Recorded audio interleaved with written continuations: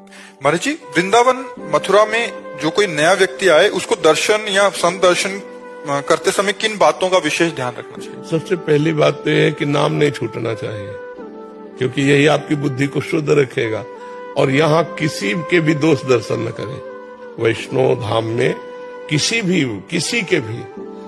के भी दोष दर्शन न करना, और दोष दर्शन न कहना, और दोष की बातें न सुनना, ये हम सबसे पहला नियम ले।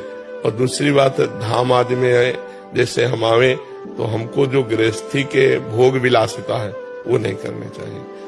अब घर गृहस्थी में तो सब भोगते ही हो, जब धाम आए हो तो ब्रह्मचर्य से रहो। 6 दिन रहो, 2 दिन 4 दिन ब्रह्मचर्य से रहो, और अपने धन की कमाई का ही भोजन पावे। कहीं भी हलवा पूड़ी बटरा हो ना पावे। अगर अपने पास 100 रुपया है तो हम 10 रुपया के चना गुड़ लेके काम चला लेंगे, लेकिन हम हलवा पूड़ी दूसरे का नहीं पाएंगे, क्योंकि हम धाम आए हैं। हम पुण्य कमाने आए, पुण्य खोने नहीं आए। अपना भोजन धर्म के द्वारा कमाए हुए अर्थ से किसी का दोष दर्शन न करना, और निरंतर भगवान का नाम चिंतन करना, और हो सके अगर 3 दिन रुके तो 1 दिन उपवास करना। और यहाँ अगर हो सके तो आपको ऐसा लगता हो कि 10 रुपया हमारे पास है जो हम दान पुण्य कर सकते हैं, तो 10 रुपया के 1 किलो बाजरा, आधा किलो बाजरा जो भी मिलता हो ले लिया और पक्षियों में डाल दिया, तो कितने लोग, कितने मतलब पक्षियों का पेट भर जाएगा।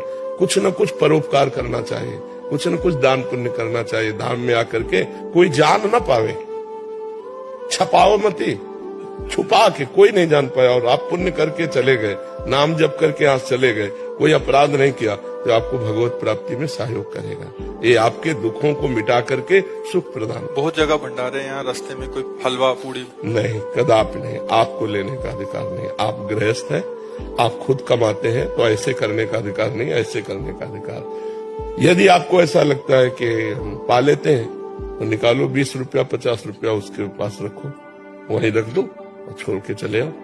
अगर आपने पाया भरपेट तो आपको अंदाज होना चाहिए कि इतना 100 रुपया में मिलेगा, तो 100 रुपया निकाला वहां रख दिया, चल गया।